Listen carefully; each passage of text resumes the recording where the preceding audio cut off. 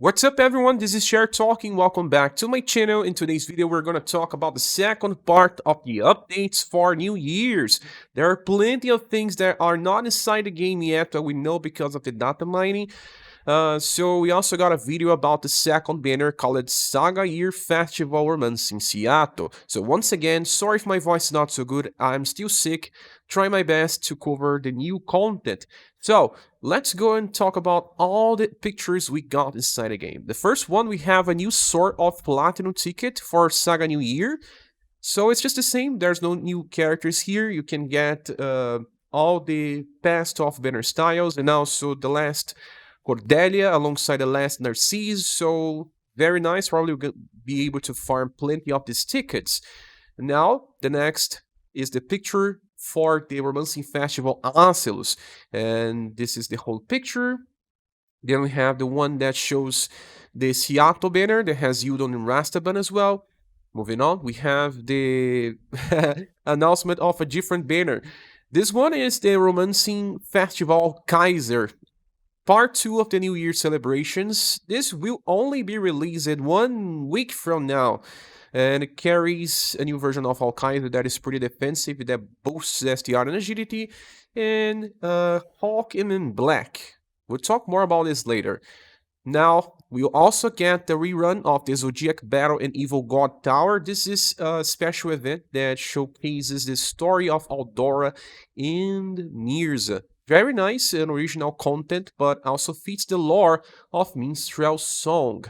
We also get a new event called Virgil Grading of Art. You have to make combos and with very long names. You can see here, it's just a one-and-done event, pretty nice and fun. Kind of like the fight in SaGa Frontier 1 as well. Then we have the Best Wishes New Year box. This new event will allow you to get S styles of Shiato and Rastaban, alongside rainbow weapons. They are Sword and Great Sword made for them. Will also work for some other characters, alongside a welfare version of Golden Lion that's actually very strong. We'll get her as a longing bonus, and then we'll be able to get pieces to just get her to level 50 as well. Now, she will appear here as a random chance when farming the event. You'll be able to get currency, stamina points, and gold as well. And in this event, you have the treasure chest, where you have to keep using the currency in order to get the rewards. You go as much as box 16 to get everything, but very nice as well. There is also this information about plenty of gems we'll be able to get 2023 for celebration of the new year. Moving on, we'll have another event called Year End 2022 Boss Rush. This event here will allow you to fight against very hard bosses, and they will appear every new day. Well, let's just click here.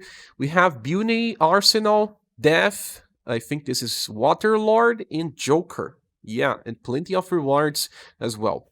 Something I forgot to say, the rerun events will probably be giving gems as well, so it will help us summon for at least one of these 2 new banners. See, it starts on day 30, and then 31, 1 of January, then 2 of January, and so on. Then we also get this other event called Fortune Sleep Logging Bonus. So plenty of different things. This will be related to the Heroes Black Axe Roundup. This will only come 1 week from now.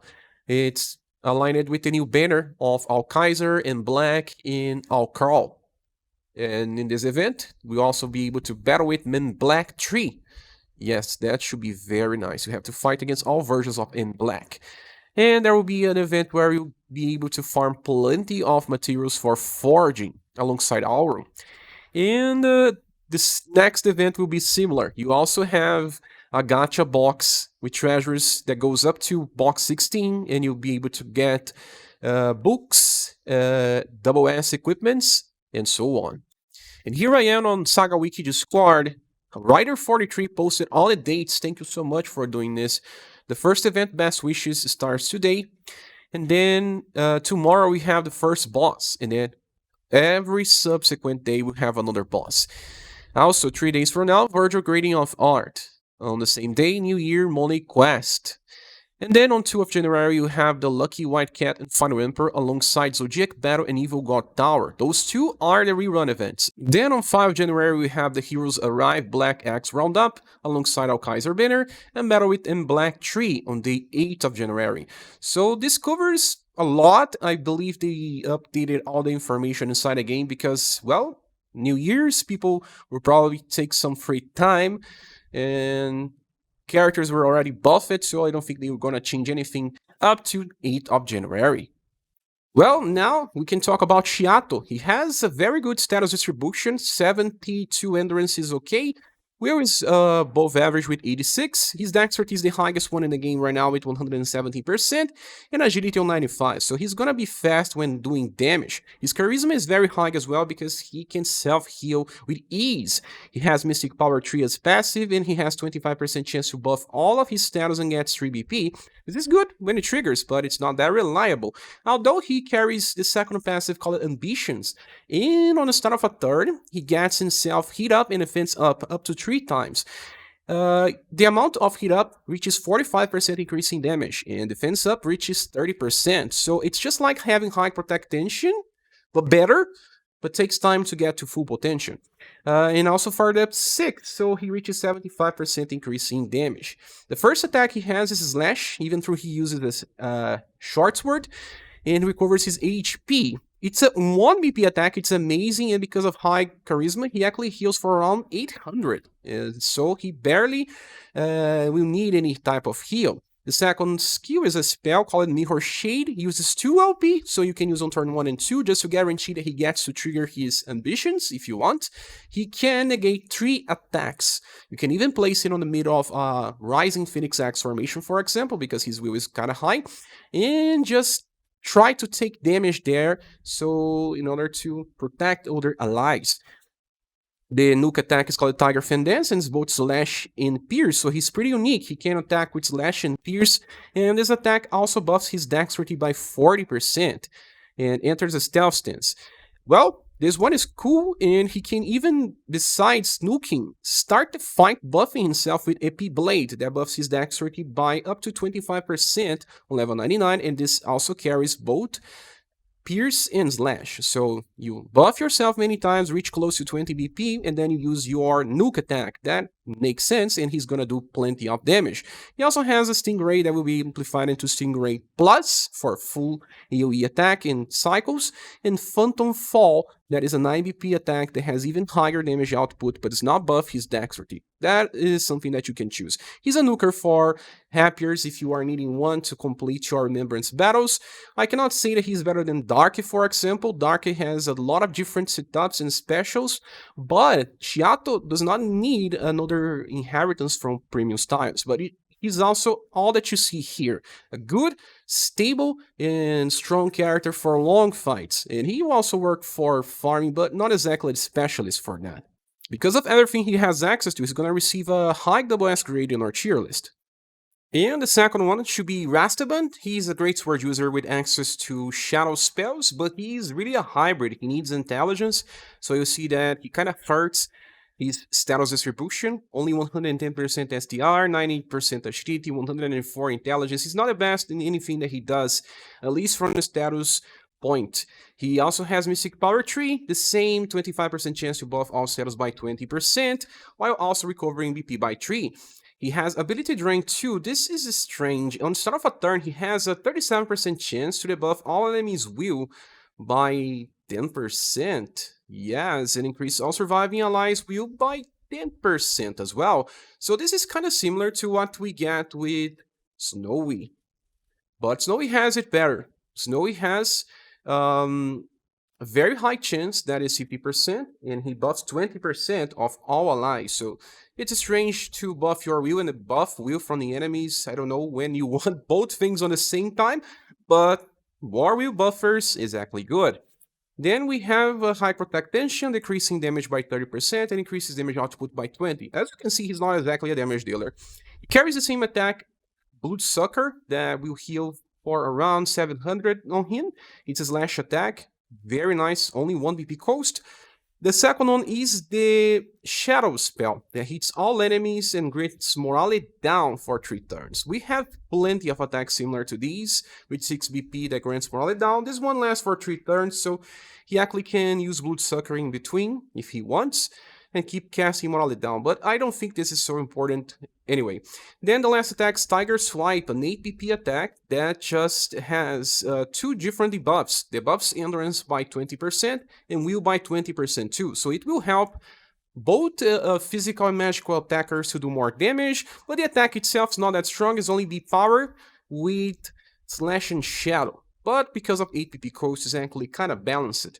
Then his S style has AoE debuff, just like Wicked Witch. For 3 BP, full AoE will debuff, then will debuff as much as 15% on max level. He also has Ultrasonic Wave, and in JP, he was the only one capable of Confusion with Greatsword. But here on Global, we have Saruin that has Ultrasonic Wave, so he's not so special in this regard. Many people have Saruin, he returned many times. And he also has Swallow Reversal, another thing that many characters have. That is actually very good, 8 BP and grants defense down, and critical against flying enemies. But he himself is not the best one using this, or even using this. Sorry, Rastaban is actually just good because he's recent, you receive a minus SS grade, and will eventually just fall off. He's not an important character anyway. And the last character, Yodom, is a critical damage specialist and mostly a farmer. He has very high STR, 170% is the highest one right now. Agility with 101 is also very nice. Those are the most important status anyway. He has very bad endurance in will, so he's gonna take damage. He can be used as an intelligence buffer, but his intelligence is not even that high. Well, first passive Critical Knowledge gives him 30% damage increase to all critical damage, and also makes all of his attacks critical against humans and beastmen. This is actually interesting, and will be even more interesting with future weapons.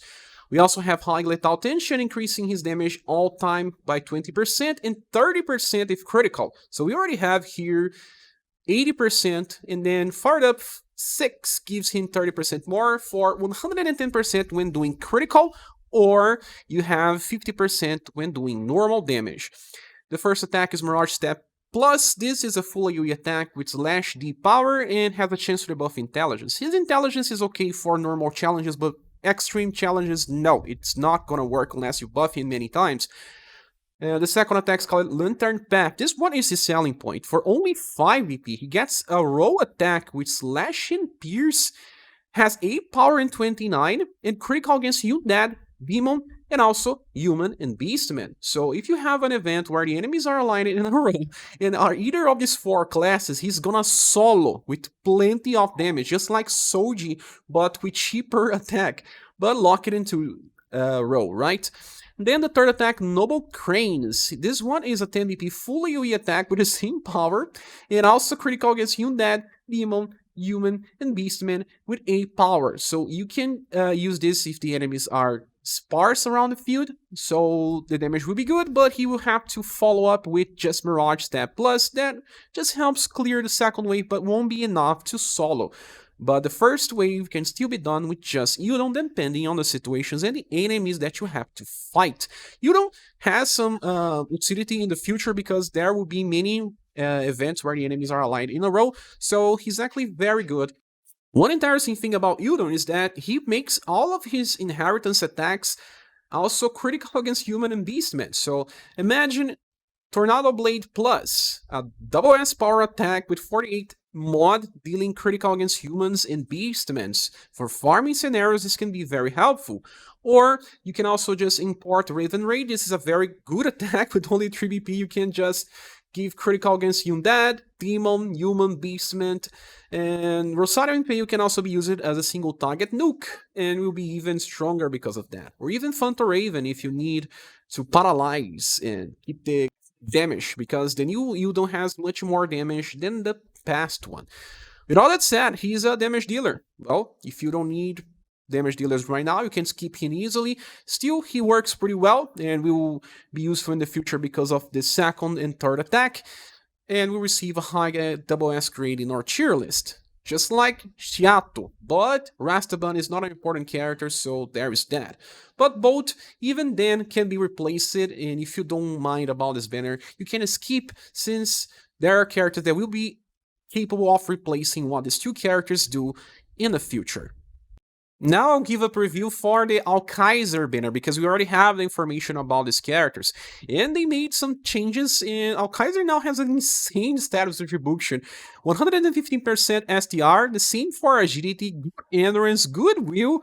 Well, very nice. He's pretty tanky. There is Breath of Invigoration. He covers around 150 HP and 1 BP. Starts the fight with 12 VP. Gets 35% increase in damage at all times and reduce all damage taken by 30. Very nice combination. He has a free attack with Slash and Sun, but no added effect. Pretty nice because it's cheap. Then he has a Kaiser Ring Ray. This is a full AoE attack with Slash and Sun. So it's not blunt, guys. See, both attacks are just Slash. And he can use this 3 times in a row for farming. Then the last attack is called Kaiser Double Impact. A 10 BP Slash and Sun attack that attacks 2 times with A power and buff his STR and agility after each attack. The good thing is that this is amazing. Mostly when you are using a martial artist, it only buffs one of these 2 status, and he needs 2 status to actually increase the power.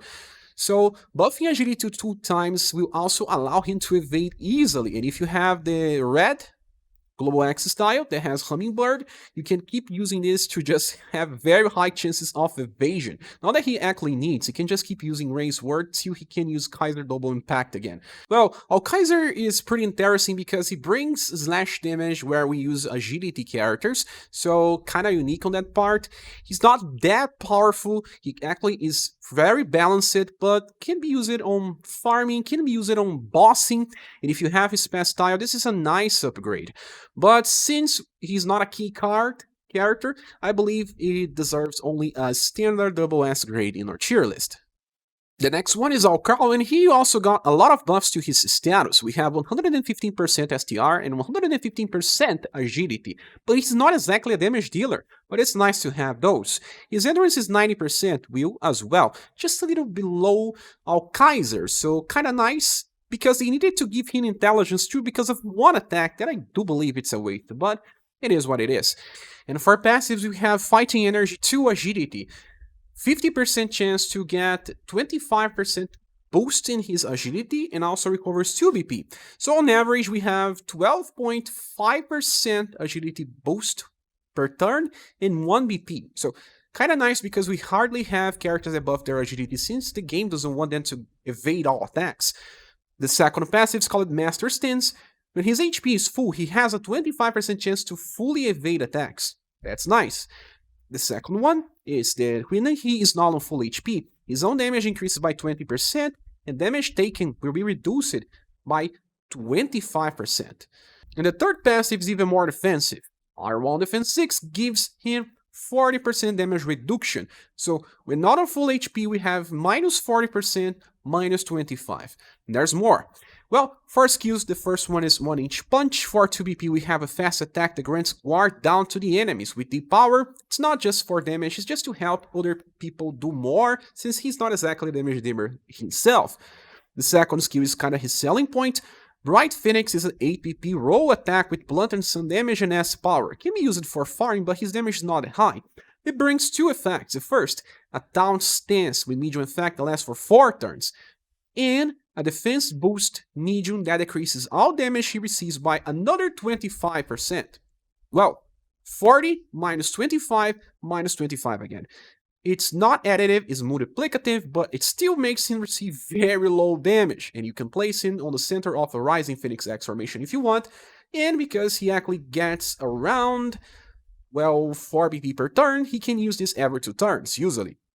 Remember that defense boost stacks, so you can just use normal attacks if you want, and then use Bright Phoenix to just charge this.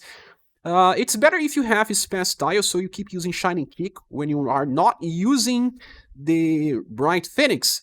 If you think that you don't need the extra defense, you can just save VP and then use Raksha Plus, a 10 BP attack that has delay, well, not good for combos, but deals 4s damage and can inflict instant kill with high chance, and that's the reason why they gave him high intelligence.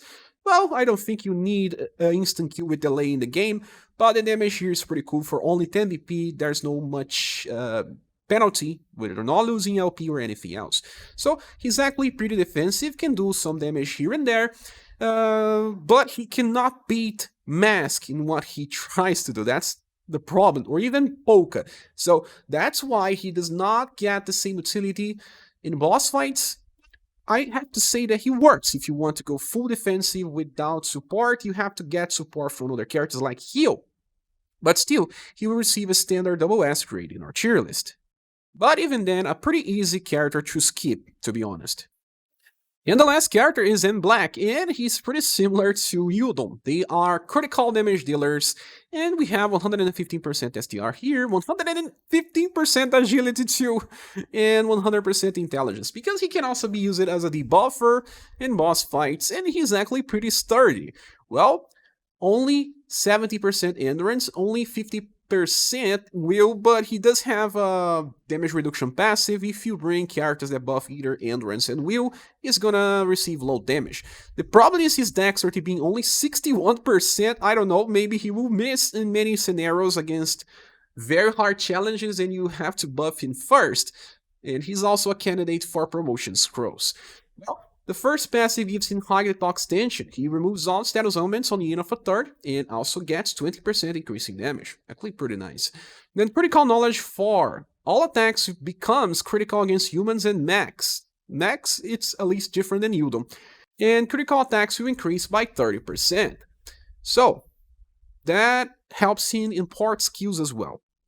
High protect tension increases his damage output by another 20 and reduces all damage taken by 30. So what we have 40% at all times, and then 70% on critical, and also reduction in damage received by 30. The first attack is called Sword Draw. For 2 BP we have a full AoE attack with Slash and Pierce that has a chance to debuff Dexterity by 15%. Well, we just got Bolkon, and Bolkon is a better Dexterity debuffer for sure, but maybe you need or want 2 Dexterity debuffers in the fight, but it kinda steals his thunder. Bolkon is much better on doing this, so at least M Black is more offensive. And the next, Sword Chain Plus. For 5 EP you get a single target attack with Slash and Pierce, a power 28 mod that has a chance to debuff intelligence by 20%. Yes, very nice. His intelligence is good enough, just like how he can debuff dexterity, he can debuff intelligence, but here it's only against a single target. But still on hard challenges, mostly you have only one boss. Then the last, Dark Phoenix, a fast attack, hits for a row, it has Pierce and Shadow. S power with 39, it's actually pretty cool, and he grants defense down to the targets. It's not guard down. This thing here stacks, but he cannot use it 2 times in a row, but will stack with people that do guard down or any other that also do defense down. So pretty nice. In Shadow and Pierce we have Column with Dark, we don't have Row. So M Black is at least interesting for this. But one interesting thing is that none of his attacks have critical on itself. You have to rely on the critical knowledge 4 to apply that to Woman and Mech. But there's one good thing in his welfare style. We have Moonscraper Plus now, that gives him a full AoE attack with a power Slash and Shadow that also applies defense down. So we have a row attack with defense down, a full AoE attack with defense down, and if you have his first style, you'll also be able to do that on single targets with Swallow Reversal Plus. So he actually has plenty of ways to increase the damage output of your party by applying defense down. And he can also get a full AoE cycle just by starting with Moonscraper and then just using Sword Draw. And in boss fights you can use Sword Chain, or in Deathmaster Remembrance Battle, or in special challenges where you have enemies aligned in a row, use Dark Phoenix. Well, he is a good damage dealer for critical, but still not that important in the game because we will find different characters that do similar stuff or don't rely on critical while doing good damage. But very nice to have if you do. We will receive a standard double S grade in our tier list. Get back into this image from SaGa Wiki Discord. We have this thing called a Lucky Pack Ticket Summon that will guarantee one character. It says get free medals. I believe it will give you 15,000 medals to just PD one. And it costs 10,000 paid jewels. I don't know if that's so worth, depends on what else comes with the package. But if you get one character pretty fast, like with one multi or with some singles, it may save you some gems if you only want another one. Like here, I can tell you that Yodom and Ciato are good characters. In Acel's banner, I can tell you that Acel and Miss Surfing are good characters. So we have to find out when the game resets to see if the packages are good. And since they are mostly just damage dealers, what they do can be found in other styles in the future, so they are easier to replace. And hence why I will be giving this banner a bronze award, although it was pretty close to silver. I think that if you get characters like Acelus and the Surfing to do things that you are missing out, they will give you more value. But even then, Christmas Empress gives even more value than those two banners, so if you didn't get her yet, keep summoning there, and you can wait till you decide, since those two banners will last for 2 weeks. Alkaiser banner will still receive a full review like those two, so if you can wait, I will talk more about them in the future, but I think that one is even easier to skip if you want. With all that said, this is my opinion. What is yours? Please say here in the comment section. Thank you so much for watching this video. If you want to support the channel, there are links in the description. I hope to see you soon in the next one. Bye.